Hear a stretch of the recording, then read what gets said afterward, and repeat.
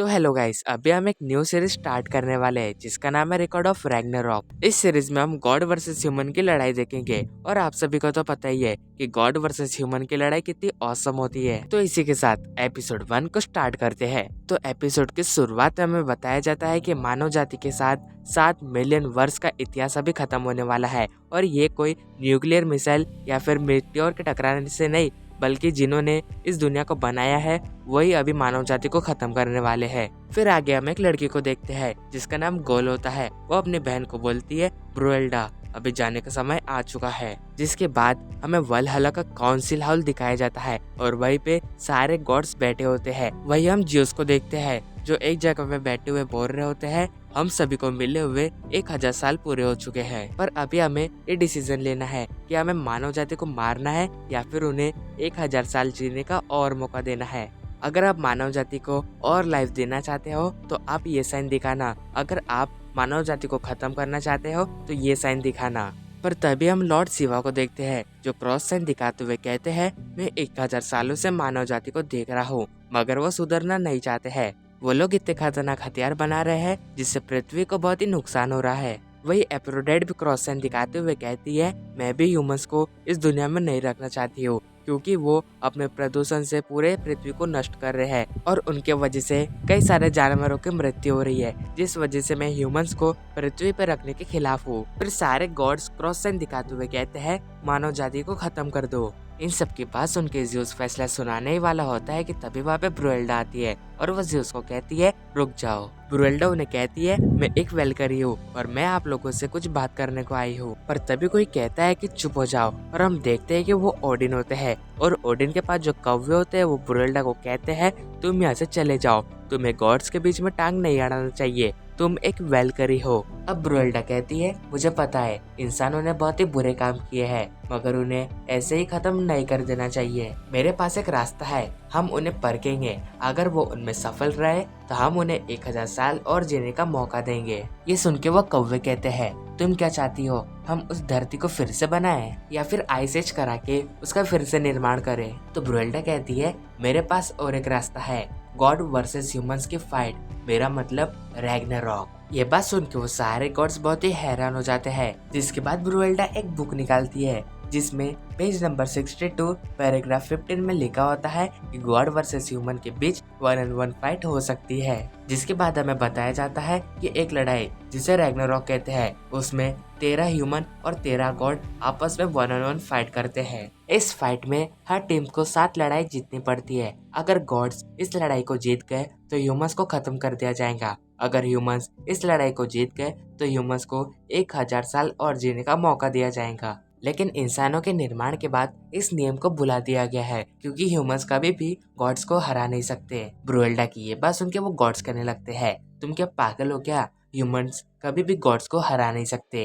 And वो कौवे भी कह रहे होते हैं, ह्यूमंस द्वारा गॉड को हराना नामुमकिन है। फिर सारे लोग भी कहने लगते हैं, हाँ ये नामुमकिन है, ह्यूमंस गॉड को नहीं हरा सकते, ये बस समय की बर्बादी होगी। उन गॉड्स की ये बात सुन के ब्रुएल्डा कहती है, ओह तो आप लोग ह्यूमंस से फाइट नहीं करना चाहते, इसका मतलब आप उनसे लड़ाई किए बिना ही उन्हें खत्म कर दोगे। आप सब उन ह्यूमन से डरते हो तो अभी आप सब मुझे माफ कर दो, मैंने आपका टाइम बर्बाद किया और ये रैग्नारॉक वाली बात को भी भूल जाना। ब्रुएल्डा की ये बात सुन के गोल कहती है, तुम क्या पागल हो गई हो, ये तुम क्या कह रही हो, ह्यूमन से पहले ये गॉड्स ही हमें खत्म कर देंगे। फिर आगे हम गॉड्स को देखते हैं, उनमें से कुछ गॉड्स हंसने लगते हैं और कुछ गॉड्स गुस्सा होने लगते हैं।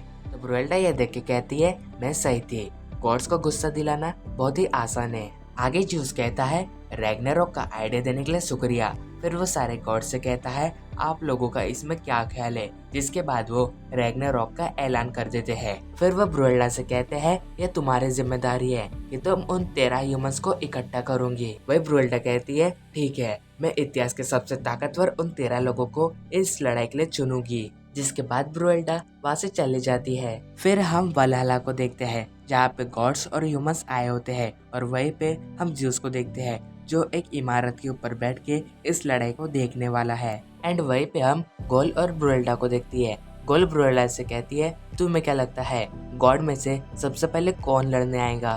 जिसके बाद हम उस लड़ाई के कमेंटेटर हेमडल को देखते हैं, जो कहता है लड़ाई अभी शुरू होने वाली है और इसमें किसी भी तरह के नियम नहीं है और जो इस लड़ाई में मारा जाएगा वो उस राउंड को हार जाएगा। तो अभी समय आ गया है हमारे पहले खिलाड़ी को बुलाने का। ये बस लड़ाई के लिए जीता है, इसने अभी तक एक भी लड़ाई को नहीं हारा है। ये हमेशा अपने विरोधी को अपने एक ही बार में खत्म कर देता है और इसे कहा जाता है बिजली का देवता थॉर। कॉल ये देख के कहती है ब्रुएल्डा, उन्होंने तो पहले ही राउंड में थॉर को भेज दिए, क्या अभी हम इस लड़ाई को जीत सकते हैं? तो ब्रुएल्डा गोल को बताती है तुम चिंता मत करो गोल, अभी ह्यूमंस के तरफ से एक ऐसा योद्धा आ रहा है जिसने जंग के मैदान में अभी तक एक भी लड़ाई को नहीं हारी है। फिर हम देखते हैं ह्यूमंस के तरफ के लोग उस योद्धा का वेलकम कर रहे होते हैं, जिसके बाद वहाँ पे उस योद्धा की एंट्री होती है, जिसे देख के सारे गॉड्स हैरान हो जाते हैं। इसके बाद कमेंटेटर कहता है अभी जो आ रहे हैं वो बहुत बड़े योद्धा है,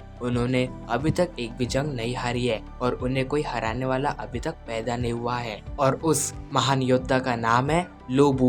लोबू को वहाँ पे देख के उसकी सेना और वहाँ पे जितने भी लोग होते हैं वो लोबू को सपोर्ट कर रहे होते हैं। और वहीं पे हम एक आदमी को देखते हैं जो कह रहा होता है बुद्धा हमारी मदद कीजिए। वो आदमी की ये बात सुन के ब्रुएल्डा कहती है तुम बुद्धा के लिए प्रेयर मत करो, क्योंकि बुद्धा हमारे तरफ से नहीं बल्कि उन गॉड के तरफ से लड़ेंगे। इसके बाद वो कमेंटेटर कहता है एक तरफ है तूफान के देवता थॉर जो गॉड्स के तरफ से लड़ने वाले हैं और दूसरी तरफ जो है वो ह्यूमंस के तरफ से लड़ने वाले हैं और उस योद्धा का नाम है लोबू।